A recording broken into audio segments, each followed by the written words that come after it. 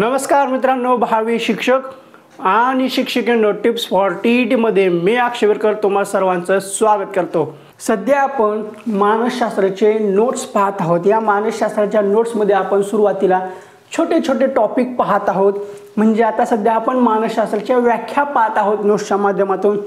यामध्ये आपण मानसशास्त्राच्या व्याख्या पाहिल्या, त्यानंतर शैक्षणिक मानसशास्त्राच्या व्याख्या पाहिल्या, त्यानंतर अध्ययनाच्या व्याख्या पाहिल्या, त्यानंतर बुद्धिमत्तेच्या व्याख्या पाहिल्या। तर आता आपण आजच्या या व्हिडिओमध्ये व्यक्तिमत्वाच्या विविध व्याख्या पाहणार आहोत।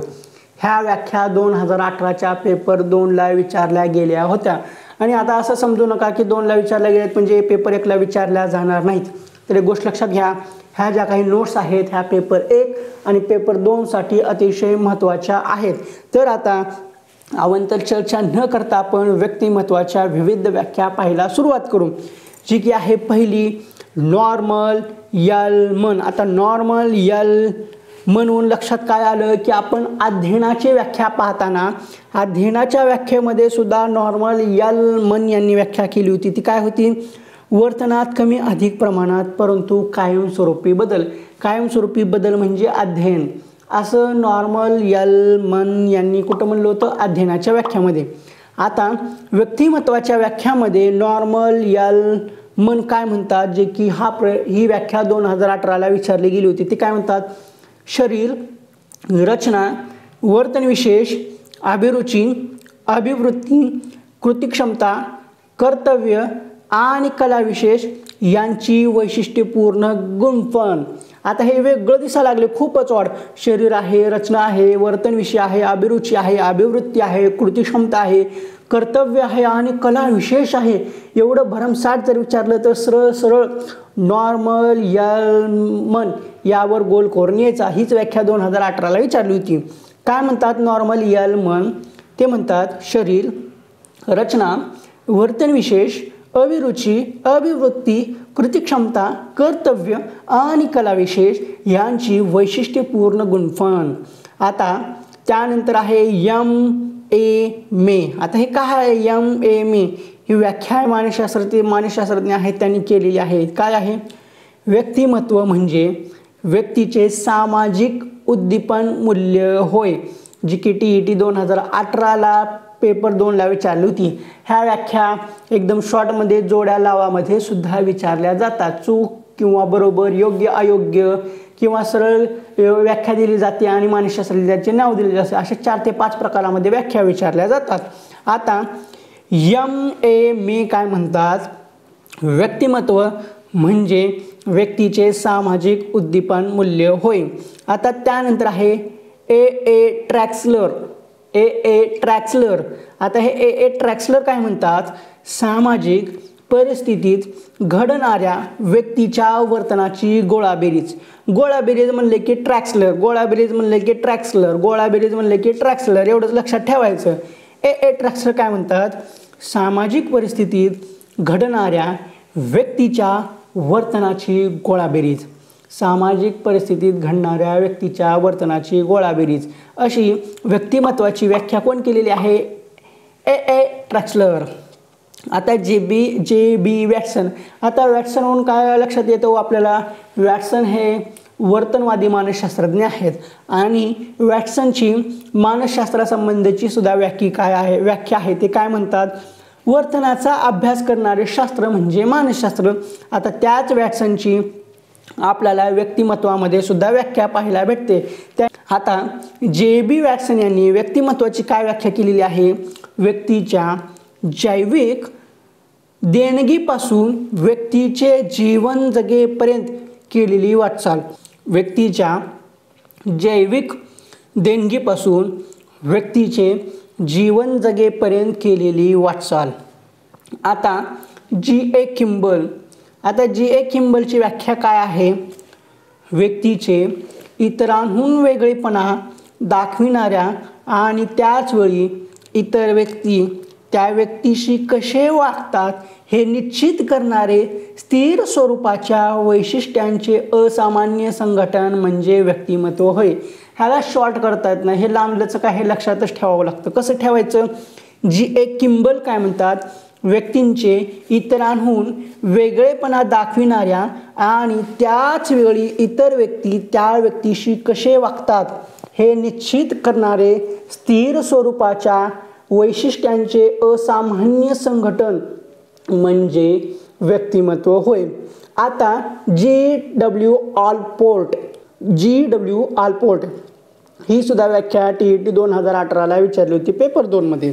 स्वतःच्या परिसराशी व्यक्तीचे जे वैशिष्ट्यपूर्ण समायोजन होत असते, लक्षात घ्या, स्वतःच्या परिस्थितीशी व्यक्तीचे जे वैशिष्ट्यपूर्ण समायोजन होत असते त्याला कारणीभूत असणारी व वर्तनाला चालना देणारी शारीरिक व मानसिक यंत्रणेशी गतिशील संघटना. आता तुम्हाला एक लक्षात येते का, आपण संघटना हा शब्द कुठेतरी ऐकला होता. संघटना लक्षात घ्या बरं. संघटनेहून आपल्याला काय लक्षात यायला पाहिजे, संघटनेहून आपल्याला काय लक्षात यायला पाहिजे. कुणाच्या लक्षात आलं असेल तर लगेच कमेंट बॉक्समध्ये सांगा. आता इथं संघटना आहे, संघटनवरून काय लक्षात यायला पाहिजे की गेट्स यांची बुद्धिमत्तेची व्याख्या आहे. त्यांनी बुद्धिमत्तेच्या व्याख्येमध्ये काय सांगितलं होतं, अध्ययन क्षमतांचे संयुक्त संघटन. आता इथं जी.डब्ल्यू. ऑलपोर्ट यांनी संघटना शब्द वापरलेला आहे.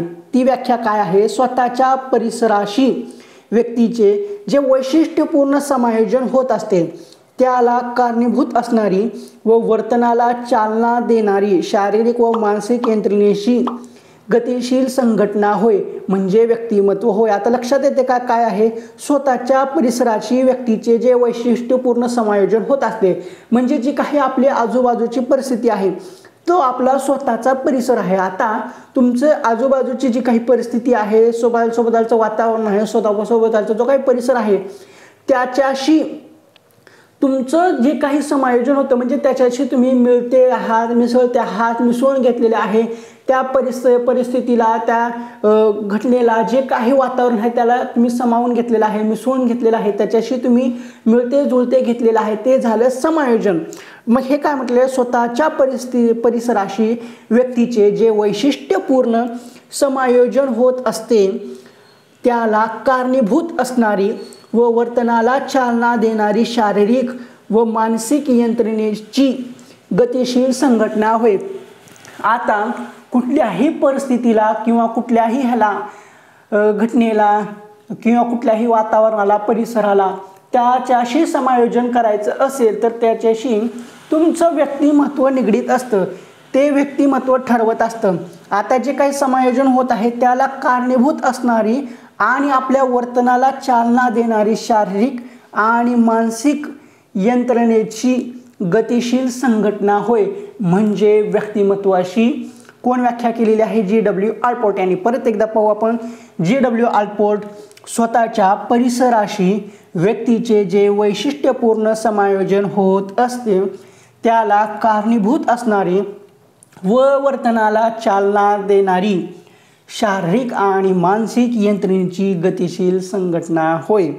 व्याख्या ह्या व्यक्तिमत्वाच्या थोड्याशा कठीण जटिल आहेत, ह्याला शॉर्टकट नाही आहे, तरी जेवढं होईल तेवढं आपण शॉर्टकट केलेलं आहे. ह्या आहेत अशा पद्धतीने व्यक्तिमत्वाच्या व्याख्या. परत एकदा आपण व्याख्या पाहू शॉर्टमध्ये, फास्टमध्ये. नॉर्मन एलमन ते काय म्हणतात, शरीररचना, वर्तन विशेष, अभिरुची, अभिवृत्ती, कृती क्षमता, कर्तव्य आणि कला विशेष यांची वैशिष्ट्यपूर्ण गुणफण होय.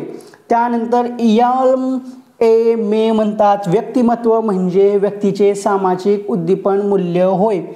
त्यानंतर ट्रॅक्सलर म्हणतात सामाजिक परिस्थितीत घडणाऱ्या व्यक्तीच्या वर्तनाची गोळाबेरीज. त्यानंतर जे.बी. वॅटसन म्हणतात व्यक्तीच्या जैविक देणगीपासून व्यक्तीचे जीवन जगेपर्यंत केलेली वाटचाल. त्यानंतर जी.ए. किंबल म्हणतात व्यक्तीचे इतरांहून वेगळेपणा दाखविणाऱ्या आणि त्याचवेळी इतर व्यक्ती त्या व्यक्तीशी कसे वागतात हे निश्चित करणारे स्थिर स्वरूपाच्या वैशिष्ट्यांचे असामान्य संघटन म्हणजे व्यक्तिमत्व होय. त्यानंतर जी.डब्ल्यू. ऑलपोर्ट म्हणतात स्वतःच्या परिसराशी व्यक्तीचे जे वैशिष्ट्यपूर्ण समायोजन होत असते त्याला कारणीभूत असणारी व वर्तनाला चालना देणारी शारीरिक आणि मानसिक यंत्रणेची गतिशील संघटना होय. तर ह्या होत्या व्यक्तिमत्वाच्या व्याख्या. तर व्याख्याच्या संदर्भात मानसशास्त्र, शैक्षणिक मानसशास्त्र, अध्ययनाच्या व्याख्या, बुद्धिमत्तेच्या व्याख्या आणि व्यक्तिमत्वाच्या व्याख्या अशा पद्धतीने आपण सर्वच्या सर्व व्याख्या पाहिलेल्या आहेत, ज्या की अतिशय महत्त्वाच्या आहेत. राहिलेल्या व्याख्या आपण ह्या चॅप्टरमध्ये ज्या ज्या व्याख्या येतील त्यावेळेस पाहू. तर ठीक आहे, आजच्या या व्हिडिओमध्ये एवढंच. ठीक आहे, तुम्हाला हा व्हिडिओ कसा वाटला तो कमेंट बॉक्समध्ये सांगा. व्हिडिओ आवडला असेल तर व्हिडिओला लाईक करा. व्हिडिओ पाहून तुमचा काही फायदा होत आहे असं वाटत असेल तर आणि तरच आपल्या चॅनलला सबस्क्राईब करा. लाल रंगामध्ये सबस्क्राईब बटन आहे ते दाबा. त्यानंतरची जी घंटी आहे ती सुद्धा दाबा व ऑल नोटिफिकेशन बेल सिलेक्ट करा, म्हणजे जेणेकरून सर्व व्हिडिओचे नोटिफिकेशन तुमच्यापर्यंत येतील. आणि हा व्हिडिओ तुमच्या मित्रमैत्रिणीला शेअर नक्की करा. पुन्हा भेटू पुढल्या एका व्हिडिओमध्ये अशाच मानसशास्त्राच्या महत्त्वपूर्ण नोट्स घेऊन.